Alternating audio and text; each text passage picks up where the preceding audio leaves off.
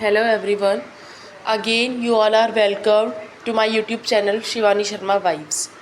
आज हम लोग एक नया टॉपिक लेकर आए हैं क्लास 7th का, the union executive. As we all know कि हमारी गवर्नमेंट के 3 पार्ट्स होते हैं, legislative, executive and judiciary.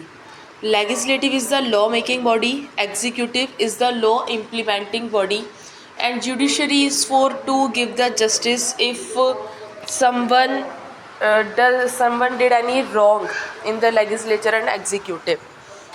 So today we will learn about the union executive. It discusses the role and function of the executive branch of the government. It discusses how the president is elected, the power he or she enjoys. It also consists of the vice president, council of minister with the prime minister. All of are the task of the union executive in India. So composition of the union executive is our next topic.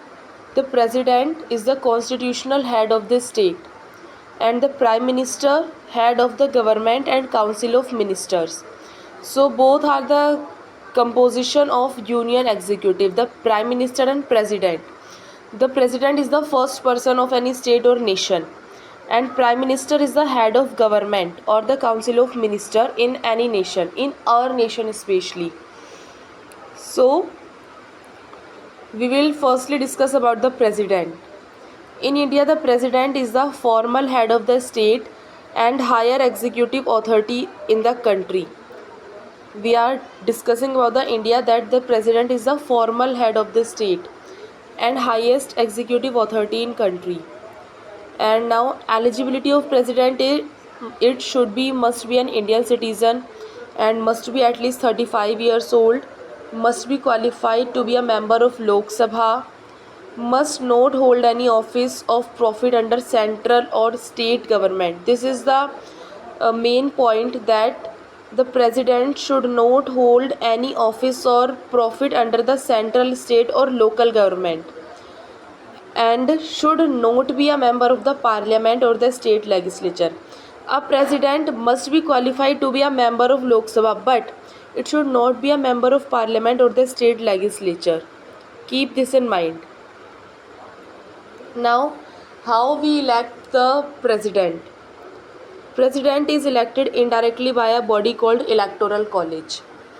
The election done by president, the election done by the ministers or other members is called the electoral college. It comprises elected member of Lok Sabha, Rajya Sabha, the state legislative assembly, and elected member of each union territory possessing an assembly. So all these member of Lok Sabha, Rajya Sabha and the members of each state legislative assembly elect the president. Every party stand one candidate, and the member of Lok Sabha and Rajya Sabha and other legislative assemblies members have to elect the president. Now we are talking about the term. The normal term of office for the president is 5 years.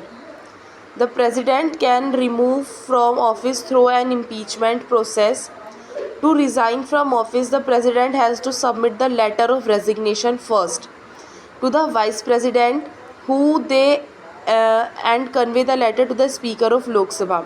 Firstly, if he want to resign, the term is of 5 years, but if he want to resign, then firstly he has to submit the resignation to the vice president, and vice president will convey the letter to the speaker of Lok Sabha. Then the resignation will be accepted by the speaker of Lok Sabha. Now we are coming to the salary and allowances. The president draws a salary of rupees 5 lakhs per month, and he is entitled to the other allowances as preamble by law in force from time to time. So there are many allowances for the president, but the monthly salary is 5 lakh rupees per month. Power and functions of a president. As we all know, the president is the first person and the chief executive of Indian Union. The president appoints the prime minister, who enjoys the support of the majority of member in Lok Sabha. Not only the Prime Minister, all the elected ministers and all the governors of the states and the election commissioner also appointed by the president. The major appointments in the India is done by the president. He also appoint other members of Council of Ministers and distribute portfolios among them on the advice of Prime Minister. The President of India has the power to appoint and remove all the high officials of the Union government like the Chief Justice of India, the Ambassador and the other diplomatic representative for foreign countries. So this is the power and functions of the President. He is the first person of India and the Chief Executive of Indian Union. For today it is done, and next we will learn about the Vice President. Till then, wait for our next video, and if you like the video then press the like button, share and subscribe also. Keep healthy and fit. Goodbye.